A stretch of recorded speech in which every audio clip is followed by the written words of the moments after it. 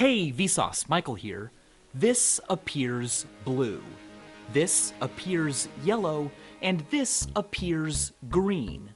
Those of us with normal color vision can probably agree, but that doesn't change the fact that color is an illusion. Color as we know it does not exist in the outside world beyond us, like gravity or protons do. Instead, color is created inside our heads. Our brains convert a certain range of the electromagnetic spectrum into color.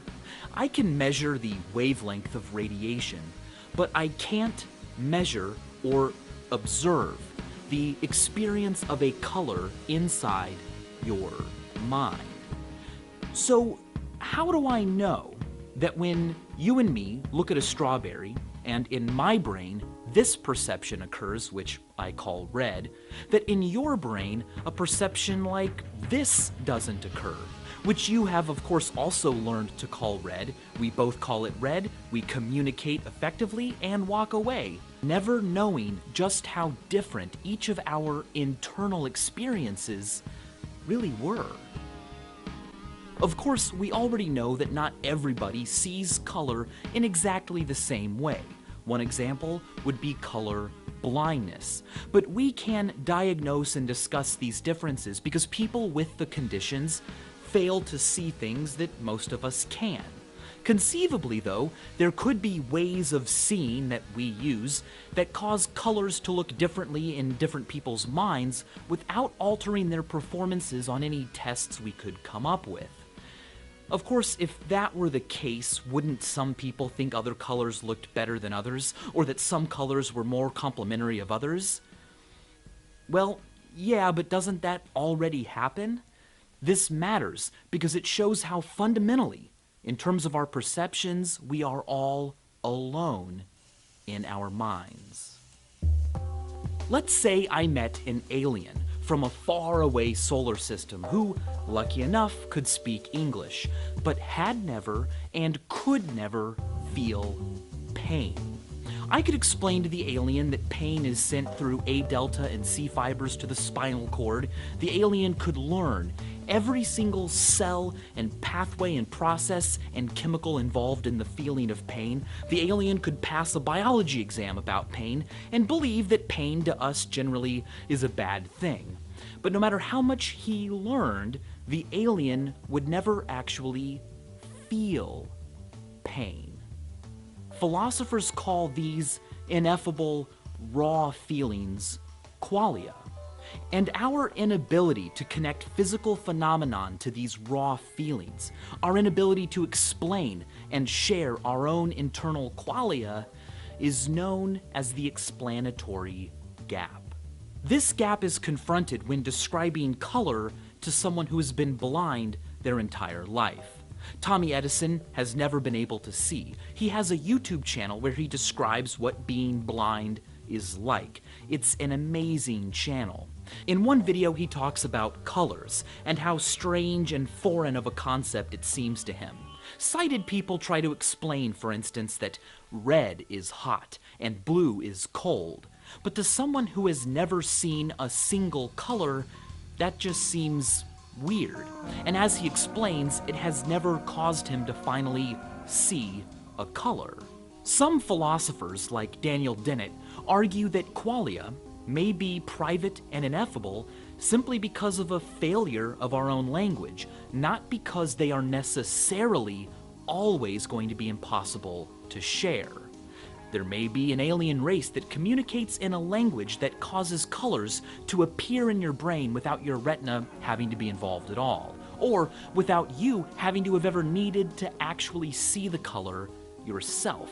Perhaps even in English, he says, given millions and billions of words used in just the right way, it may be possible to adequately describe a color such that a blind person could see it for the first time. Or you could figure out that once and for all, yes, or no, in fact, you and your friend do not see the same red. But for now, it remains the case that we have no way of knowing if my red is the same as your red. Maybe one day our language will allow us to share and find out. Or maybe it never will.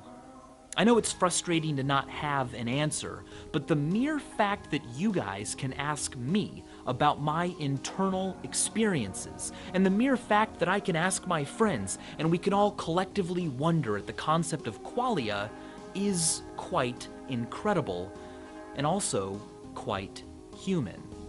Animals can do all sorts of clever things that we do. They can use tools, problem solve, communicate, cooperate, exhibit curiosity, plan for the future. And although we can't know for sure, many animals certainly act as if they feel emotions, loneliness, fear, joy.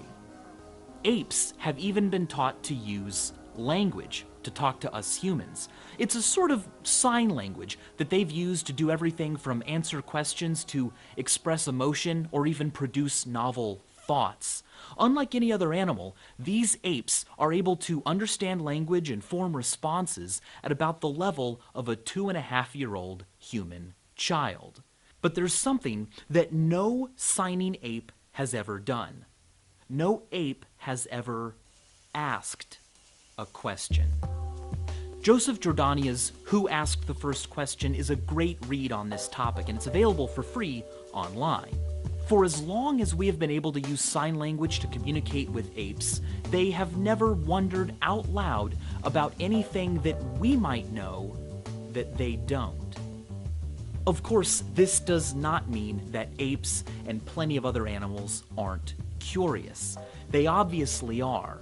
But what it suggests is that they lack a theory of mind, an understanding that other people have separate minds, that they have knowledge, access to information that you might not have.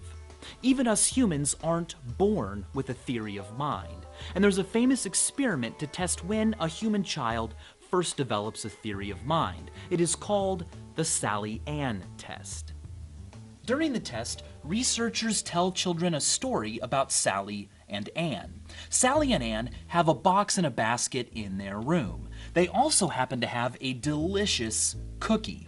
Now Sally takes the cookie and puts it inside the box, and then Sally leaves the room. While Sally is gone, Ann comes over to the box, takes the cookie out, and puts the cookie inside the basket. Now when Sally comes back, the researchers ask the children, where will Sally look for the cookie? Obviously Sally will look in the box. That's where she left it. She has no way of knowing what Ann did while she was gone. But until the age of about 4, children will insist that Sally will check the basket, because after all, that's where the cookie is. The child saw Ann move the cookie, so why wouldn't Sally also know? Young children fail to realize that Sally's mental representation of the situation, her access to information, can be different than their own. And apes who know sign language but never ask us questions are doing the same thing. They're failing to recognize that other individuals have similar cognitive abilities and can be used as sources of information. So, we are all alone with our perceptions. We are alone in our own minds. We can both agree that chocolate tastes good, but I cannot climb into your consciousness and experience what chocolate tastes like to you. I can never know if my red looks the same as your red, but I can ask. So stay human. Stay curious and let the entire world know that you are. And as always, thanks for watching.